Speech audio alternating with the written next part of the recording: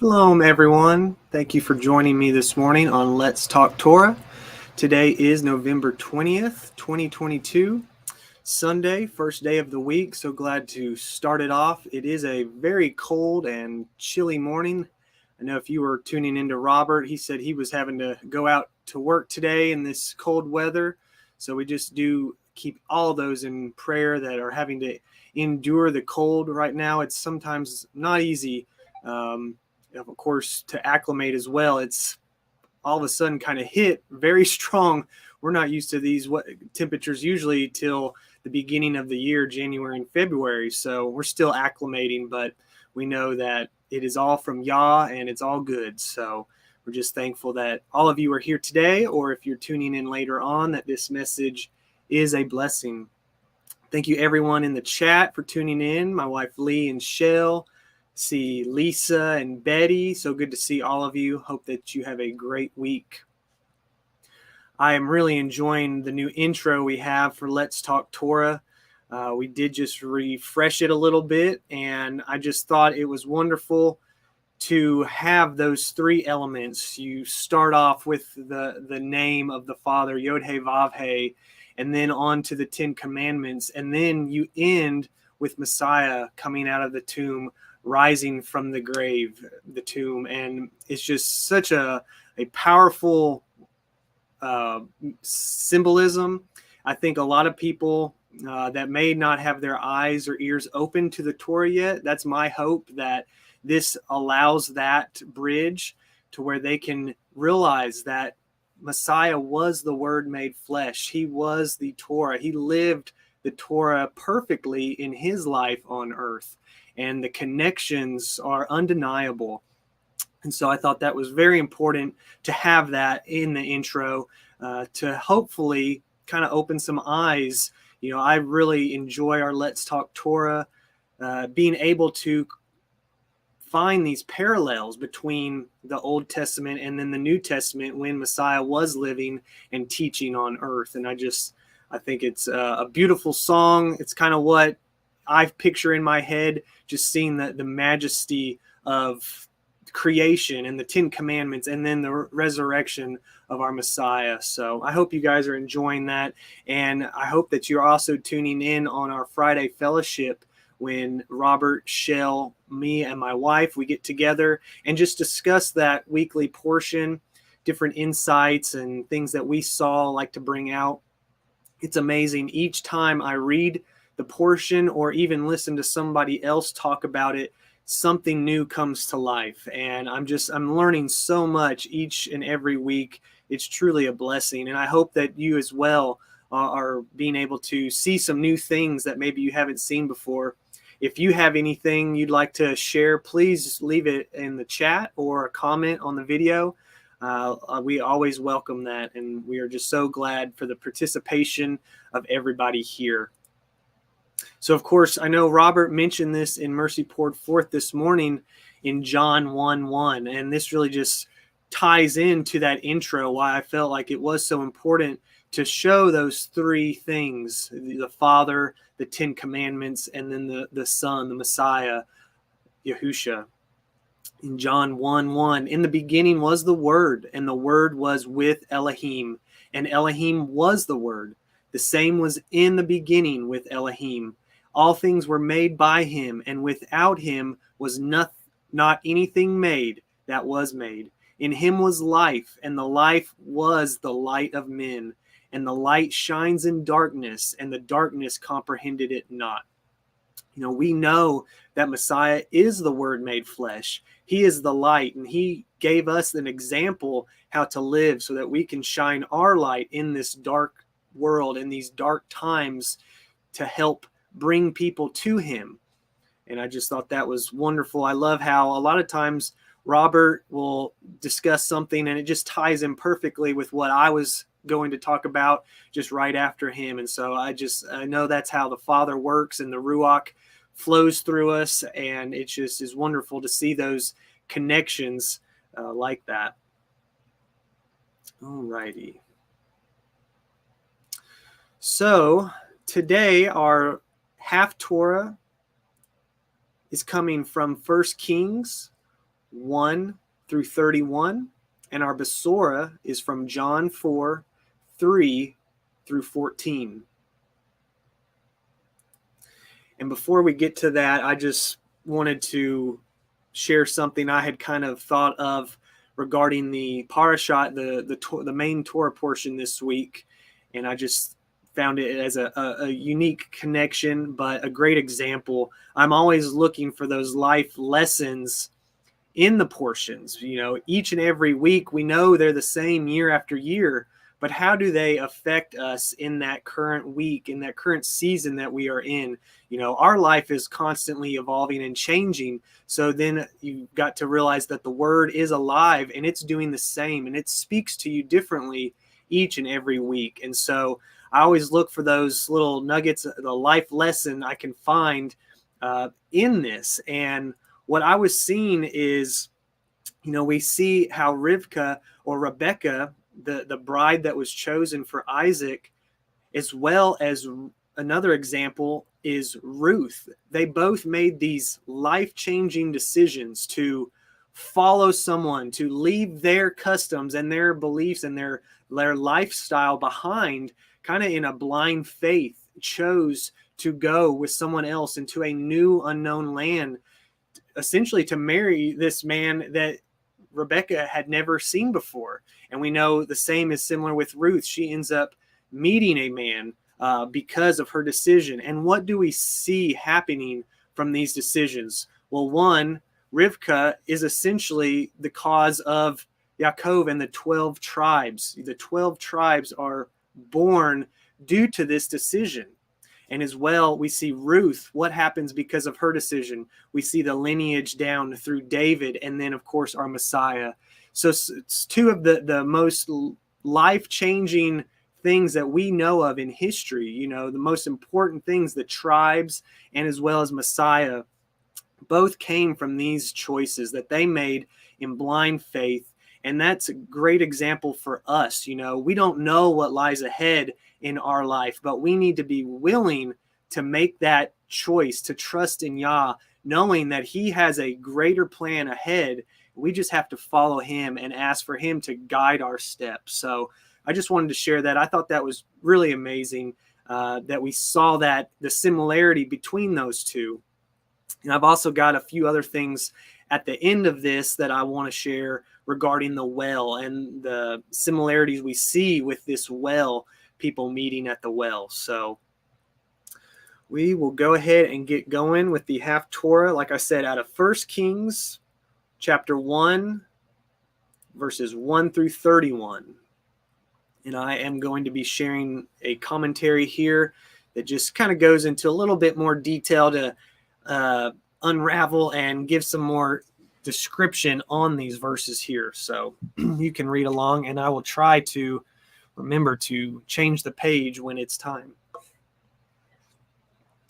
And try to get some of these names. I always struggle sometimes with the names, but I get better the more I practice. So verse 1.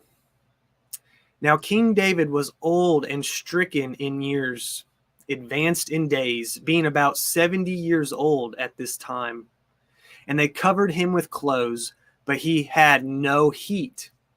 The extraordinary cares and overexertions of his earlier years had sapped his strength and weakened his resistance, so that his blood no longer had the power to warm him. His vital powers were so chilled and enfeebled that the thickest of covers did not give him warmth. All those years of reigning and in the wars that he was in, and it just really has worn his body down physically to where he could not provide that warmth for himself.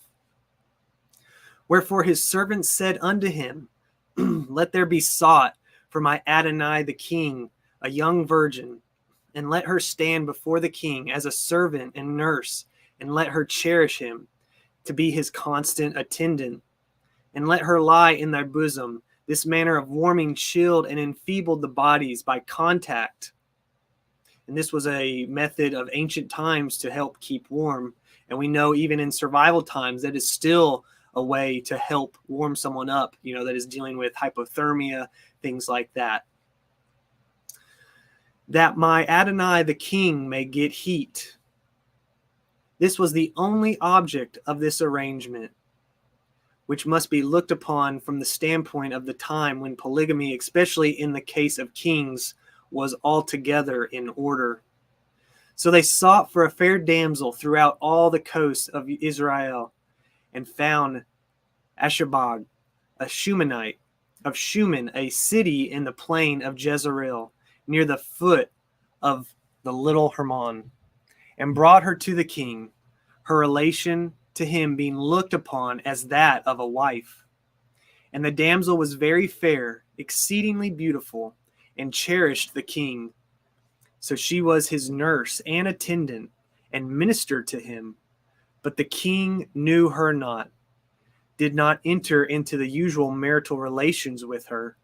This remark serves to make clear how it was possible afterwards for Aniyahu to seek Ashabag for his wife.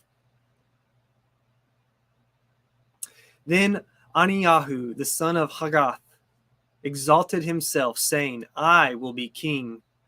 Amnon having been murdered, Hilab or Daniel having apparently died in childhood, and Absalom having perished in the insurrection begun by him.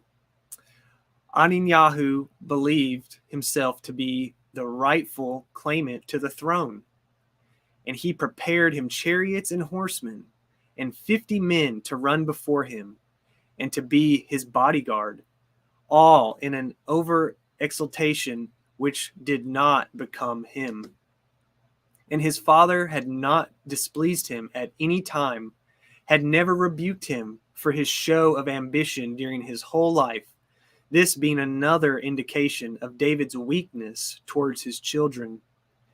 In saying, why hast thou done so? This indulgence had encouraged Aniyahu very considerably, and he also was a very goodly man, very handsome in appearance and bearing, and his mother bare him after Absalom, after the latter had been born of Maachah. And he conferred with Joab, the son of Zeruiah, in order to win over the army through its commander-in-chief. And with Abiathar, the priest, the high priest who was stationed at Jerusalem, and they following Aniyahu helped him, the latter probably out of jealousy on account of Zadok's position. But Zadok, the priest, the high priest, stationed at Gibeon, and Benayahu, the son of Yodiyahu, the captain of the king's bodyguard, and Nathan, the prophet, and Shimei, and Rai, and the mighty men which belonged to David, the corpse of David's heroes, were not with Adoniyahu. And Adoniyahu slew sheep and oxen and fat cattle in preparing a great sacrificial feast by the stone of Zolith, which is by Enrogel, a well southeast of Jerusalem, at the junction of the valley of Hinnom with that of Jehoshaphat, and called all his brethren, the king's sons, and all the men of Judah, the king's servants, all those who had positions at court.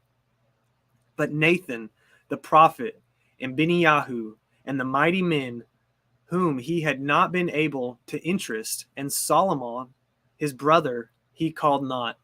He purposely omitted him from the invitation, since he was informed of David's plans for his successor, and his design was to render null the purpose of his father and to possess himself on the throne.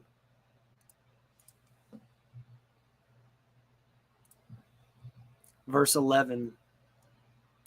Wherefore Nathan, who wanted to prevent a repetition of the history of Absalom, spoke unto Bathsheba, the mother of Solomon, saying, Have thou not heard that Aniyahu, the son of Haggith, doth reign, that he had practically usurped the royal power, and David our Adonai knoweth it not? David was for obvious reasons ignorant to the plans of Adonijah. Now therefore come, let me, I pray thee, give thee counsel, that thou might save thine own life and the life of thy son Solomon. For according to Oriental custom, the opposing pretenders to the crown, together with the nearest relatives, were put to death by him who forcibly seized the throne. Go and get thee in unto King David, with whom she, his favorite wife, still had great influence, and say unto him, Did not thou, my Adonai, O king, swear unto thy handmaid, saying, Assuredly Solomon thy son shall reign after me, and he shall sit upon my throne. Why then doth Adonijah reign? The plan was to arouse David's mind to the danger of this situation.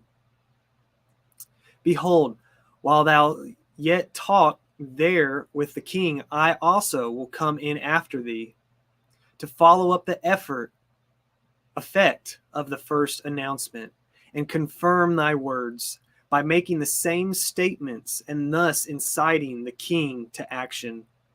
And Bathsheba went in unto the king into the chamber, for the aged king could no longer leave his apartments, and the king was very old. And Ashvag the Shumanite ministered unto the king, who needed constant nursing and attention. And Bathsheba bowed and did obeisance unto the king. And the king said, What would you have of me? Literally, what to thee? What bothers or worries you? And she said unto him, My Adonai, thou swear by Elohim, yahuah thy Elohim, Eloheka, unto thine handmaid, saying, Assuredly, Solomon thy son shall reign after me, and he shall sit upon my throne. And now, behold, Adonijah reigned. He was even now usurping the royal authority. And now, my Adonai the king, knowest it not. And he hath slain oxen and fat cattle and sheep in abundance, and hath called all the sons of the king, invited them to the sacrificial meal, and Abiathar the priest and Joab the captain of the host. But Solomon, thy servant, hath he not called. And thou, my Adonai, O king, the eyes of all Israel are upon thee. The decision rested with David alone, that thou shouldest tell them who shall sit on the throne of my Adonai, the king, after him. They were all anxiously awaiting an official declaration. Otherwise it shall come to pass, when my Adonai the king shall sleep with his fathers, in the sleep awaiting the great day of resurrection, that I and my son Solomon shall be counted offenders, treated as traitors and offenders guilty of death for having aspired to the throne unlawfully. And lo, while she yet talked with the king, Nathan the prophet, who had carefully watched his opportunity, also came in. And they told the king, saying, Behold, Nathan the prophet. His name was announced to the king. And when he was come in before the king, he bowed himself before the king with his face to the ground, while Bathsheba retired from the king's presence. And Nathan said, My Adonai, O king, hast thou said, Adonijah shall reign after me, and he shall sit upon my throne? It was a direct challenge which conveyed the slight reproach to David. For he is gone down this day, and hath slain oxen and fat cattle and sheep in abundance, and hath called all the king's sons and the captains of the host of the regular army, and Abiathar the priest, and behold, they eat and drink before him, and say, Elohim, save King Adonijah. Literally, may King Adonijah live. But me, even me, thy servant, and Zadok, the priest, and Benaiah, the son of Yodiah, and thy servant Solomon, hath he not called. Every movement of Adonijah showed his hostile sentiment toward the friends of the king. In this thing done by my Adonai the king, and thou hast not showed it unto thy servant, who should sit on the throne of my Adonai, the king, after him. It was not wounded vanity which was here speaking, but honest doubt, which was sure that the king would not have sanctioned such a move in secret. And a note here, in the kingdom of believers, in the kingdom of Messiah, also men arise who would usurp the rule of Mashiach, false messiahs, false prophets, and it is a sad fact that so many who call themselves believers yield to their blaspheming and forsake the truth of the gospel. Verse 28. Then King David, now thoroughly aroused to the danger of this situation, answered and said, Call me Bathsheba. And she came into the king's presence and stood before the king, awaiting his pleasure. And the king swore with 7 oaths, with a very solemn oath, and said, As the yahuah liveth, that hath redeemed my soul out of all distress, giving David evidence of his mercy and truth in so many great dangers, for which reason this word of praise was all the more appropriate. Even as I swore 7 oaths unto you by Yahweh Elohai of Yasharel, saying, Assuredly, Solomon thy son shall reign after me, and he shall sit upon my throne in my stead. Even so will I certainly do this day. He was evidently deeply moved and saw the necessity for a quick and decisive action. Then Bathsheba bowed with her face to the earth and did reverence to the king and said, My Adonai, King David, live forever. And this was an expression of her heartfelt gratitude. And that is the Haftarah portion. Of course, we don't actually finish the rest of this chapter in any of the portions. So just to kind of summarize what happens, King David does announce his son Solomon to be king. He gives him his donkey to ride through the streets to announce that he is the king. The trumpets blast, and he is anointed with oil. And then we see that Adonyahu is actually fearful of Solomon for what he did, trying to take his place as king. And I like how it says in this last part of the chapter, he fears him and he doesn't want to be killed, because essentially that's what will happen because of the uprise he was trying to put into action. And so it says here in verse 51, And it was told Solomon, saying, Behold, Adonyahu fears King Solomon. For lo, he has caught hold of the horns of the altar, saying, Let King Solomon swear 7 oaths unto me today, that he will not slay his servant with the sword. And Solomon said, If he will show himself a worthy man, there shall not a hair of him fall to the earth. But if wickedness shall be found in him, he shall die. So King Solomon sent, and they brought him down from the altar, and he came and bowed himself to King Solomon. And Solomon said unto him, Go to your house. And we do know that Adonyahu was the fourth son of David. All right. Now we are going to go on to the Besorah portion out of John 4, 3 through 14. And this is talking about Yahusha as he is journeying into a foreign land. He left Yahud and departed again into Galilee, and he must needs go through Shimeron.